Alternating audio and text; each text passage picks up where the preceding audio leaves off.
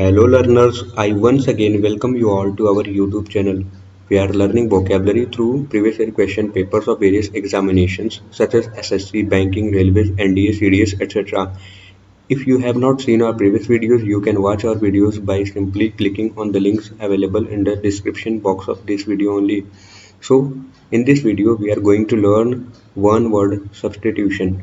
So, let's not waste our time and begin our today's session. Friends, the first question for today's session is choose the alternative which can be substituted for the given words or sentence. The given sentence is a post with little work and high salary. मतलब कि ऐसा कोई पद है जिसमें काम तो आपको कम काम है, लेकिन वहां पे सैलरी आपको काफी ज्यादा मिलती है, तो उसको हम क्या कहेंगे? Let's look at our options one by one. Option one is director. It means a person in charge of any project और इंस्टीट्यूट. तो कोई पर्सन इन चार्ज जो होता है किसी इंस्टीट्यूट का या प्रोजेक्ट का, तो हम उसको डायरेक्टर कहते हैं. वो सुपरवाइज करता है, कंट्रोल करता है, मैनेज करता है प्रोजेक्ट को और इंस्टीट्यूट को. Let's move on to the next option, which is trustee. Trustee is a member of a group of people who manage charity. Charity related जो भी काम है उसको जो मैनेज करते हैं ग्रुप ऑफ पीपल, उसका जो मेंबर होता है उसको हम क्या कहते हैं? ट्रस्टी कहते हैं. Trustee. Let's move on to the next option, which is sinecure. It means a job that involves little or no work. Let's move on to the next option, which is ombudsman. Ombudsman is an official who examines complaints of ordinary people about a company or government. तो ombudsman एक ऐसा official होता है जो कि जो general public होती है, जो ऑर्डिनरी लोग होते हैं, उनका जो कंप्लेंट होता है गवर्नमेंट के रिगार्डिंग, कंपनी के रिगार्डिंग, उसको वो एग्जामिन करता है और उसकी प्रोसीडिंग्स वगैरह देखता है और उसको जस्टिस तक ले जाता है उस केस को. तो उसको हम क्या कहते हैं? उस ऑफिशियल को ओम्बुड्समैन कहते हैं. तो यहाँ पे हमसे पूछा गया है क्या? A post with little work and high salary. तो इसका वन वर्ड सब्स्टिट्यूशन देखें. You can look at option number 3, which is sinecure. It means a job that involves little or no work. So we would mark option 3 as the correct one. Let's move ahead. The next question is choose the alternative which can be substituted for the given words or sentence. The given sentence is a person who writes decoratively. जो काफी decorative तरीके से लिखता है, जो काफी जो सुलेखनी जो जिसकी कलम होती है, जो काफी सजावटी लेखन जिसका होता है, आप कह लो सजावटी लेखन. तो बिल्कुल सजाकर जो लिखता है, जो बिल्कुल सजा के लिखता है, उसको हम क्या कहेंगे? Option 1 is calligrapher. It means someone skilled in penmanship. मतलब जो पेनमैनशिप यानी जो काफी अच्छा लिखता हो, जिसकी लिखावट अच्छी हो, वो स्किल्ड हो लिखने में, लेखन शैली में वो स्किल्ड हो, तो उसको हम कैलीग्राफर कहते हैं. ऑप्शन 2 देख लेते हैं. Collier. It means a ship that carries coal. तो कॉलियर एक शिप होती है जो कि कोल को कैरी करती है, कोयले को, तो उसको हम कॉलियर कहते हैं. Let's move on to the next option, which is choreographer. It means someone who creates new dance forms. तो नए नए डांस फॉर्म्स जो क्रिएट करता है उसको हम क्या कहते हैं? कोरियोग्राफर कहते हैं. Let's move on to the next option, which is cartographer. It means a person who draws or makes maps. तो जो मानचित्र बनाते हैं, जो मैप बनाते हैं या ड्रॉ करते हैं, उनको हम क्या कहते हैं? कार्टोग्राफर कहते हैं.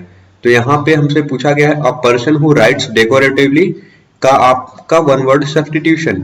तो option 1, if you look at option 1, which is calligrapher, it also means someone skilled in penmanship. So a person who writes decoratively can be substituted with the option number 1, which is calligrapher. So we would mark option 1 as the correct one. Let's move ahead. The third question is choose the alternative which can be substituted for the given words or sentence. The given sentence is pertaining to cattle. Cattle, जो cattle से related हो, उसको हम क्या कहेंगे? Let's move on to the options. Option 1 is canine. It means connected with dogs. तो जो कुत्तों से रिलेटेड हो, जो डॉग्स से रिलेटेड हो, उसको हम क्या कहेंगे? कैनाइन कहेंगे. Let's move on to the next option, which is feline. It means connected with an animal of the cat family. जो cat family के जो animals होते हैं उनसे कुछ अगर related है तो हम कहते हैं feline. Let's move on to the next option, which is bovine. It means connected with cows. And the next option is verminous. It means covered with vermin. Vermin are small animals, small organisms which are generally harmful for the people. We have looked at the options available. If you look at option number 3, which is bovine, it means connected with cows. So it is somehow related to pertaining to cattle. So pertaining to cattle can be replaced with option number 3, which is bovine. So we would mark option 3 as the correct one. So let's move ahead. The next question is choose the alternative which can be substituted for the given words or sentence.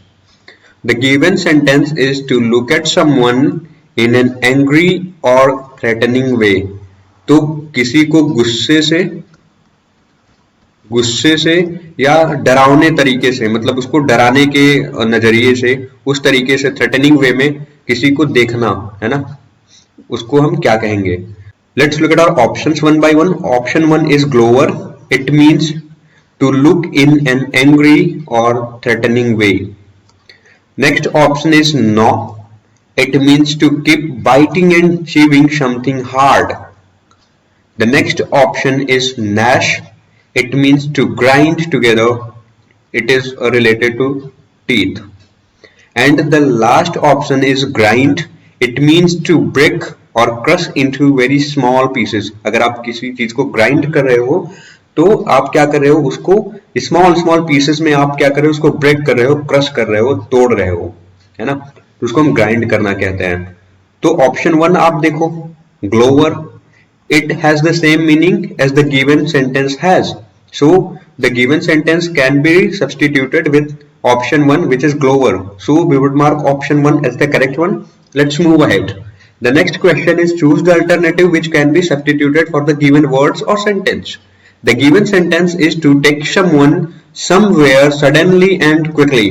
तो किसी को किसी जगह पे suddenly अचानक से और शीघ्रता से ले जाना क्या कहलाता है, उसको हम देखते हैं. तो ऑप्शन 1 इज रश. रश का मतलब होता है शीघ्रता या शीघ्र होता है. अगर आप यहाँ पे ऑप्शन 2 देखो, which is whisk, it means hurry. Option 3 is fly. Fly का मतलब होता है उड़ना. Option 4 is fleet. It means move swiftly and lightly. So we have looked at all the options available. If you look at the option number 2, which is whisk, it means hurry. So to take someone somewhere suddenly and quickly can be substituted with option 2, which is whisk. So we would mark option 2 as the correct one. Let's proceed ahead. The next question is choose the alternative which can be substituted for the given words or sentence. The given sentence is words uttered impiously about God. तो God के बारे में कुछ बुरा भला कहना, ऐसे words जो God के बारे में बुरा भला हो, बुरे हो, है ना, वो उसको इम्पायस का मतलब होता है अशुद्ध, जो बिल्कुल जो बुरा भला हो गॉड से रिलेटेड, उसके बारे में वर्ड्स जो है आप अटर कर रहे हो तो उसको हम क्या कहेंगे. ऑप्शंस देख लेते हैं. Amoral, it means not caring about right and wrong. इससे रिलेटेड 2 वर्ड्स और भी है ना, मोरल और इमोरल. तो मोरल का मतलब होता है which is right, which is considered to be right as per the norms and standard. And immoral का मतलब होता है which considered to be wrong. But amoral का मतलब होता है there is no consideration for right and wrong, so not caring about right and wrong, तो वो उसको हम amoral कहते हैं. Let's look at the next option, which is philosophy. Philosophy का मतलब होता है दर्शन, तो which is related to the mysterious questions about life and the physical existence of the world around us, तो उसको हम philosophy कहते हैं. Let's look at the option number 3, which is logic. It means sensible reasoning for doing something. तो logic का मतलब होता है तर्क. Let's look at option number 4, which is blasphemy. It means language or behavior that disrespects religion or God. We have looked at all the options available. If you look at option number 4, it is somehow related to the given sentence words uttered impiously about God. So blasphemy has the same meaning as the given sentence has. So we would mark option 4 as the correct one. Let's move ahead. The next question is choose the alternative which can be substituted for the given words or sentence. The given sentence is one who compiles a dictionary. तो जो dictionary होता है उसको जो compile करता है ना, जो बनाता है, जो लिखता है, उसको हम क्या कहेंगे? Let's look at our options available. Option 1 is geographer. It means an expert in geography. तो जो भूगोल में एक्सपर्ट हो उसको हम क्या कहेंगे? उसको हम ज्योग्राफर कहते हैं, भूगोलवेत्ता कहते हैं, है ना. भूगोलवेत्ता और geographer is someone who has expertise in geography. Let's look at the next option, which is lexicographer. It means a person who compiles or edits a dictionary. Let's look at the next option, which is lapidist. It means a skilled worker who cuts and engraves precious stones or metals. तो जो precious, जो कीमती metals है या stones है, उनको जो काटता है, इनग्रेव्स करता है, उसमें जो स्किल होती है, उसको, वो जो स्किल्ड वर्कर होता है, उसको हम लैपिडिस्ट कहते हैं. Let's look at the last option which is linguist. It means a person who studies languages and it also means that a person who has the knowledge of more than one foreign language. We have seen all the options available. If you look at option number 2, which is lexicographer, it also means a person who compiles or edits a dictionary. So we would mark option 2 as the correct one because it can substitute the given sentence, one who compiles a dictionary. So we would mark option 2 as the correct one. Let's move ahead. The next question is choose the alternative which can be substituted for the given words or sentence. The given sentence is a list of issues to be discussed at a meeting. तो एक issues की list जो कि एक meeting में discuss की जानी है, उनको हम क्या कहेंगे? Let's look at our options one by one. Option 1 is schedule. It means a plan that lists all work that one needs to do. तो शेड्यूल का मतलब होता है एक ऐसा प्लान होता है जिसमें वो सारी चीजें, आपकी जो सारा काम है वो होता है कि क्या आपको करना है, तो उसको हम शेड्यूल कहते हैं. नेक्स्ट ऑप्शन है agenda. It means a list of items to be discussed at a meeting. Let's look at the next option which is time table. It means schedule showing times in which particular work is done. तो time table क्या होता है? वो schedule को show करता है और उसमें टाइमिंग्स दी गई होती है कि किस टाइम पे कौन सा पर्टिकुलर काम आपको करना है, तो वो टाइम टेबल होता है. ठीक है.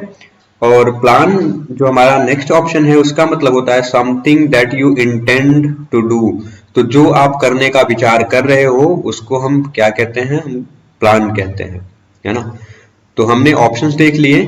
तो अगर आप ऑप्शन 2 देखो एजेंडा, तो agenda has the same meaning as the given sentence has. So we would mark option 2 as the correct one because the given sentence, which is list of issues to be discussed at a meeting, can be substituted with option 2 agenda. Let's move ahead and look at the next question. The next question is choose the alternative which can be substituted for the given words or sentence. The given sentence is that which cannot be easily read. तो जिसको आसानी से पढ़ा ना जा सके उसको हम क्या कहेंगे? Illegible, which is difficult or impossible to read. The next option is incomprehensible.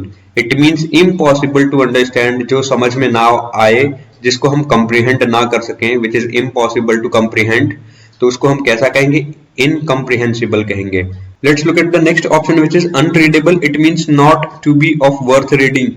तो it is not worth reading. If something is unreadable, it means it is of no worth reading. तो उसका कोई वर्थ नहीं है, उसका कोई मतलब नहीं है पढ़ने का अगर कोई चीज अनरीडेबल है, because it's not usable, it's not useful, it's not appropriate or pertinent. तो उसको हम क्या कहेंगे? unreadable. Let's look at the next option, which is unintelligible. It means impossible to understand. Intelligence is related to your mind, your brain. If something is unintelligible, it means it is impossible to understand, your brain is not able to comprehend. So we have looked at the options available. If you look at option 1, which is illegible, it means difficult or impossible to read. So it has the same meaning as the given sentence has, so we would mark option 1 as the correct one. Let's move ahead. The next question is choose the alternative which can be substituted for the given words or sentence. The given sentence is one who eats human flesh. Flesh का मतलब होता है मांस, मांस. तो human flash को जो खाए उसको हम क्या कहेंगे? Option 1 is man eater. It means a wild animal that attacks humans and Yeats them. तो ऐसा कोई वाइल्ड एनिमल जो कि ह्यूमंस को अटैक करता है, आक्रमण करता है ह्यूमंस के ऊपर और उनको मार के खा जाता है, उसको हम क्या कहते हैं? मैन ईटर कहते हैं. नेक्स्ट ऑप्शन हमारा है cannibal. It means one who eats human flesh. तो जो मानव का मांस खाए उसको हम कैसा कहेंगे? क्या कहेंगे उसको हम? वन वर्ड में cannibal. Let's look at the next option which is beast. It means a large, dangerous और अनयूजुअल एनिमल. तो ऐसा कोई अनयूजुअल, डेंजरस, बड़ा सा जो जानवर है उसको हम कैसा कहते हैं? बीस्ट कहते हैं. नेक्स्ट ऑप्शन हमारा है सैवेज.